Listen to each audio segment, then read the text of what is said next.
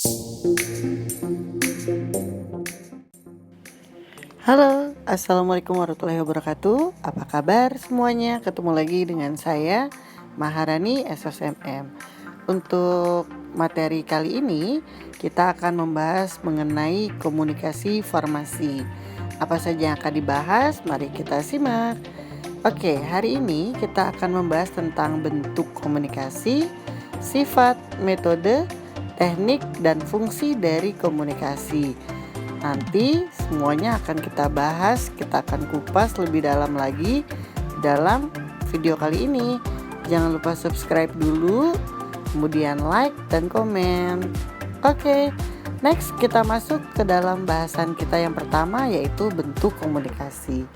Nah, bentuk komunikasi ini terdiri dari 3. Yang pertama adalah personal communication, yang kedua adalah group communication, dan yang ketiga adalah mass communication. Mari kita bahas satu persatu. Bentuk komunikasi yang pertama adalah personal communication atau komunikasi pribadi. Nah, di dalam personal communication itu dibagi menjadi 2. Yang pertama adalah intrapersonal communication, yang kedua adalah interpersonal communication. Bedanya apa sih? Kalau intrapersonal communication adalah komunikasi yang dilakukan kepada diri sendiri. Sedangkan yang interpersonal itu antar individu. Jadi antara orang yang satu dengan orang yang lainnya. Kalau intra biasanya sifatnya adalah pribadi, mungkin memotivasi. Pernahkah Anda berbicara dengan diri sendiri? Itu saja. Oke, kemudian bentuk komunikasi yang kedua yaitu adalah group communication atau komunikasi secara berkelompok. Nah, di dalam group communication ini dibagi lagi menjadi 2. Ada yang sifatnya adalah small group communication atau komunikasi dalam kelompok kecil. Yang kedua adalah large group communication atau komunikasi dalam kelompok yang lebih besar. Contoh dari small group communication antara lain adalah kegiatan lecture atau kegiatan perkuliahan. Bisa juga bentuknya panel discussion atau simposium atau brainstorming. Hanya beberapa orang saja kemudian bertukar pikiran. Itu yang termasuk dalam small group communication. Sedangkan large group communication biasanya melibatkan pihak yang lebih banyak. Contohnya misalnya seminar atau ada konferensi. Itu bisa masuk kepada large group communication. Oke, kita masuk ke dalam bentuk komunikasi yang ketiga yaitu mass communication. Di dalam mass communication ini sifatnya atau sasarannya adalah masyarakat luas, jauh lebih umum, jadi tidak terlalu spesifik. Contohnya bisa melalui televisi, film, ataupun radio. Next, kita akan membahas tentang sifat komunikasi. Nah, seringkali di dalam sifat komunikasi ini banyak masyarakat umum yang salah mengartikan. Jadi, sifat komunikasi ini dibagi menjadi 2. Ada verbal dan non-verbal. Yang harus diperhatikan, verbal ini dibagi lagi kemudian menjadi 2 bentuk. Yang pertama adalah bentuknya oral atau lisan atau dengan suara. Yang kedua bentuknya adalah written atau yang tertulis. Nah, kemudian kalau yang kita sebut dengan sifat komunikasi nonverbal itu terdiri menjadi 2. Yang pertama adalah gestural, yang kedua adalah pictorial. Yang dimaksud dengan gestural ini biasanya komunikasi yang dilakukan dengan gerak tubuh. Misalnya, ketika Anda bingung, biasanya alis Anda akan terangkat. Atau ketika Anda lupa, otomatis misalnya Anda memegang kening Anda. Nah, itu yang disebut dengan komunikasi yang sifatnya gestural. Nah, seringkali gestural ini tidak disadari oleh orang yang memberikan komunikasi atau orang yang berkomunikasi. Tetapi gestural tidak bisa dipisahkan dari bentuk komunikasi.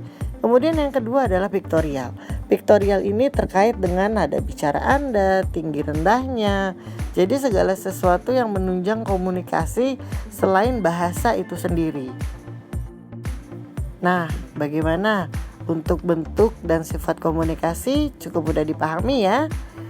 Kalau cukup mudah dipahami, kita akan masuk ke dalam materi yang berikutnya, yaitu adalah tentang teknik komunikasi. Ada 5 bentuk teknik komunikasi yang biasanya digunakan. Yang pertama adalah journalism, yang kedua adalah public relation, yang ketiga adalah advertising, lalu keempat adalah propaganda, dan yang terakhir adalah publicity. Mari kita bahas satu persatu tentang teknik komunikasi. Yang pertama adalah journalism. Journalism bentuk dasarnya adalah jurnal, atau dalam bahasa Latin disebut dengan diurnalis, yaitu orang yang melakukan pekerjaan jurnalistik. Jurnal sendiri artinya adalah catatan harian atau catatan mengenai kejadian sehari-hari. Jadi teknik komunikasi seperti ini biasanya digunakan untuk laporan-laporan yang sifatnya harian. Contohnya adalah surat kabar. Kemudian teknik komunikasi yang kedua adalah public relation. Public relation adalah suatu perencanaan dengan menggunakan komunikasi yang sifatnya persuasif atau ajakan untuk mempengaruhi persepsi masyarakat. Yang ketiga adalah advertising atau bahasa Indonesianya adalah periklanan, yaitu penyampaian pesan penawaran mengenai suatu produk, jasa, atau ide kepada halayak atau konsumen melalui sebuah media, bisa media massa ataupun media lainnya yang dibayar untuk mempengaruhi khalayak sehingga mereka menggunakan produk, jasa, atau ide yang ditawarkan. Istilah advertising ini sering kita dengar, bukan? Oke, kita lanjut ke teknik komunikasi yang keempat, yaitu adalah propaganda. Propaganda sering dikonotasikan dengan sesuatu yang negatif. Padahal jika kita lihat dari bahasa Latin, propaganda ini artinya adalah mengembangkan atau memekarkan, yaitu rangkaian pesan yang ditujukan untuk dapat mempengaruhi pendapat serta merubah kelakuan masyarakat atau sekelompok orang. Nah, propaganda memang dapat menjadi sesuatu yang buruk, tetapi juga dapat digunakan untuk sesuatu yang sifatnya positif. Teknik komunikasi yang kelima atau yang terakhir adalah publicity. Publicity atau di dalam bahasa Belanda disebut dengan publiciteit, atau di bahasa Jerman dikenal dengan istilah publicistik. Ini diambil dari kata kerja bahasa Latin, yaitu publicare. Artinya mengumumkan, memberitahukan, menyebarkan. Jadi tujuan dari publicity ini adalah untuk membentuk sebuah pendapat umum dengan jalan menyiarkan berita-berita, terutama menciptakan peristiwa atau kejadian yang terdahulu. Artinya publicity ini sifatnya adalah untuk menginformasikan. Bagaimana? Materi yang disampaikan untuk video kali ini cukup mudah dipahami, kan? Kemudian kita akan masuk dalam materi yang terakhir, yaitu adalah metode komunikasi. Metode komunikasi ini sudah pernah saya jelaskan sebelumnya. Jadi terdiri dari 3 bentuk. Apa saja? Yang pertama, metode komunikasi bentuknya adalah informative communication. Yang kedua adalah persuasive communication. Dan yang ketiga adalah coercive atau instructive communication. Oke, ini sudah pernah dipahami, sudah pernah dipelajari. Jadi tugas Anda untuk hari ini adalah silakan Anda tinggalkan pesan di dalam kolom komentar. Apa sih yang dimaksud dengan masing-masing metode komunikasi ini?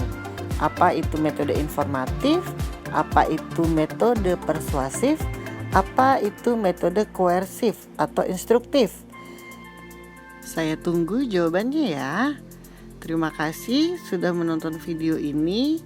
Sampai bertemu pada video-video saya berikutnya. Semoga bermanfaat. Wassalamualaikum warahmatullahi wabarakatuh. Bye.